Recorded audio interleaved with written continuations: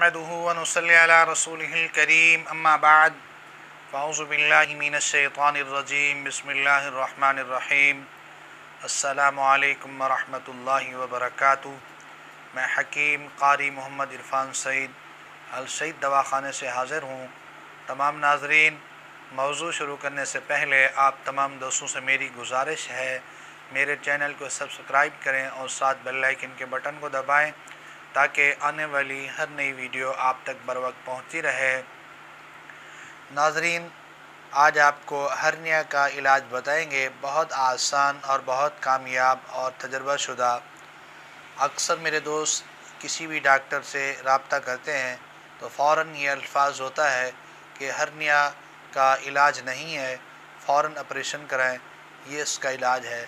میرے محترم، ہرنیا کا علاج 100% ہے اور تجربہ شدہ ہے۔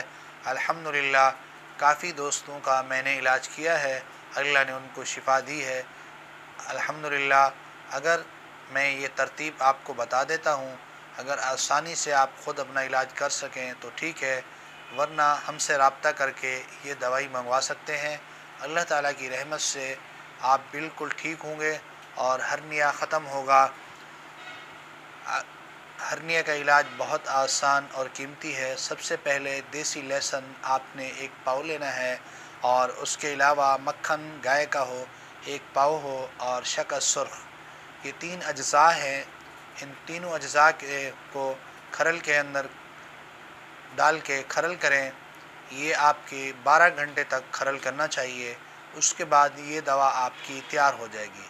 کھرل آپ کا پتھر کا ہو، اس کو جب بنا لیں تو یہ صبح و شام اس کو استعمال کرنا ہے۔ 1 چمچہ گرم پانی سے یا دودھ سے بھی کر سکتے ہیں، لیکن بہتر گرم پانی ہے۔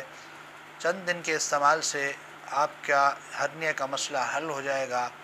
اور اس دوران آپ مکھن زیادہ سے زیادہ استعمال کریں، آپریشن بالکل نہ کرائیں۔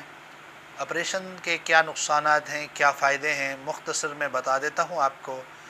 ایک آدمی کسی بھی جگہ جسم کے اندر جب آپریشن کراتا ہے، وہاں ٹانکے لگتے ہیں اور وہ جگہ اتنی طاقتور نہیں ہوتی جسم کے اندر جتنا دوسری جگہ طاقتور ہوتی ہے، یعنی جو جگہ کٹ جاتی ہے اس میں وہ قوت دوبارہ نہیں حاصل ہوتی جیسے عام جگہ پہ ہوتی ہے۔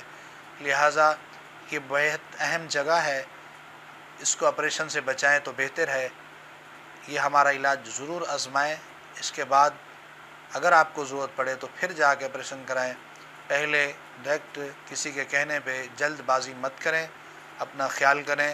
اور یہ ہمارا علاج اگر آپ کو پسند آئے، اپنے دوستوں کو شیئر بھی کریں، لائک بھی کریں اور دعاؤں میں یاد رکھیں۔ جزاک اللہ، السلام علیکم۔